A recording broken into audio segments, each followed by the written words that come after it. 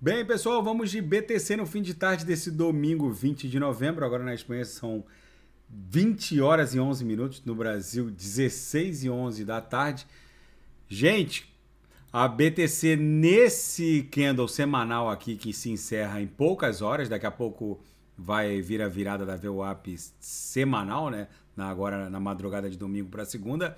Já deve desenhar aqui um candle com corpo real acima da base desse corpo real aqui vendedor.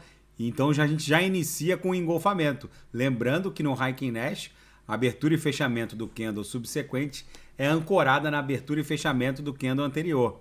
Então é uma média ponderada das aberturas e fechamentos imediatamente anteriores. Então isso aqui já indicia que a gente deve abrir um corpo real já engolfado. Se a gente não perder essa mínima no patamar de 16 mil, vamos colocar, já fica engolfado para retornar em direção à média móvel de 200 períodos no semanal, que segue subindo, está em 23.924, na semana passada estava em 23.860, como está subindo ali mais ou menos $70 por semana, então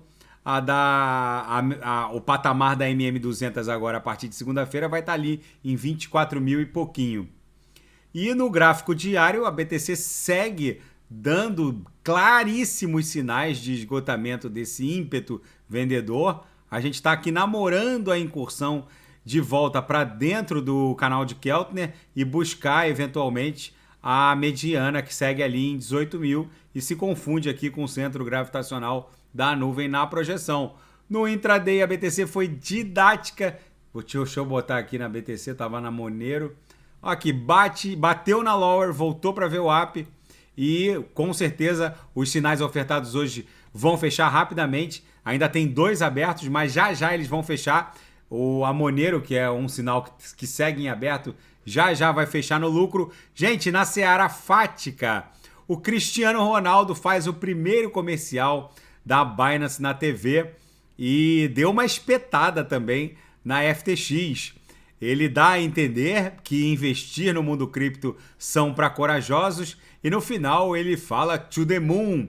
Enfim, é a primeira vez que a Binance lança um comercial na TV e é concomitante também ao início da Copa do Mundo. Hoje foi a estreia do Catar e Equador e o Cristiano Ronaldo também, concomitantemente a isso tudo, lançou uma coleção de NFTs na Binance Exchange. E a escassez de BTC só aumenta e 30 bilhões de reais saem das corretoras. O que está acontecendo é que os usuários do mundo cripto estão se conscientizando que a criptografia exige a autocustódia. Inclusive, quem quiser aprender tudo sobre autocustódia, vale muito a pena assinar o Clube Ouro ou assinar o curso de autocustódia do canal Trade with Renato, que não ensina só isso, ensina também staking dentro de cada blockchain, staking dentro da blockchain Polkadot, dentro da Kusama, dentro da Avalanche, fazendo stake de Avax, que paga rewards muito maiores que os rewards pagos no staking bloqueado da Binance. Eu acho que a Binance paga menos de 40% do que vocês receberiam se fizesse o staking diretamente na blockchain, autocustodiando as próprias private keys. Esse é o novo normal. Agora, eu acredito que os usuários e entusiastas do mundo cripto perceberam que na verdade, a descentralização é a ausência de terceiro. E para que confiar em terceiro se você pode custodiar o seu próprio ativo? Quando a gente deixa o dinheiro no Itaú, no Bradesco ou no Banco do Brasil, se a gente quiser comprar um apartamento, por exemplo, tem que pedir o dinheiro para o Itaú, para o Bradesco ou para o Banco do Brasil. Agora, se vocês autocustodiam as suas BTCs num wallet de autocustódia, obviamente vocês não têm que pedir para ninguém se vocês quiserem comprar alguma coisa com esse dinheiro. E como o criador da FTX tentou influenciar as eleições norte-americanas? Ele só ficou atrás em termos de doação do George Soros. Ele doou mais de 40 milhões de dólares numa verdadeira torneira para democratas. Doou também para republicanos, mas em boa parte doou para candidatos democratas numa bizarrice que agora os republicanos querem investigar mais a fundo. A FTX deve, na capa da Bloomberg isso, hein, gente? A FTX deve a seus 50 maiores credores quirografários mais de 3 bilhões de dólares. Credores quirografários são aqueles sem nenhuma garantia real, são os credores na base ali do quadro geral de credores, são aqueles que simplesmente não gozam de qualquer privilégio ou garantia nos seus créditos. São os usuários, por exemplo, são credores quirografários, e a dívida com esses credores já atinge um montante de 3 bilhões de dólares.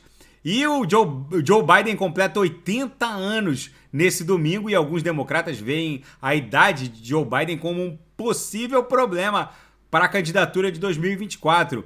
Segundo alguns analistas, ele não deve ter condições de disputar a próxima corrida presidencial, porque a idade avançada já é um problema. Alguns analistas veem que determinadas decisões ele já vai delegando para uma série de assessores, e a idade vai pesando, e agora até jornalistas se questionam se realmente o Joe Biden vai ter condições e rigidez mental suficiente para disputar essa nova corrida presidencial e eventualmente cumprir um segundo mandato. Vamos ver como isso vai se desdobrar. E o Fed está se preparando para girar mais um aumento na taxa básica de juros nos Estados Unidos. Alguns analistas dão conta de que deve vir algo em torno de 0,5%. Eles devem tirar o pé do acelerador, mas outros ainda acreditam que pode vir um aumento ultra hawkish no patamar de 0,75.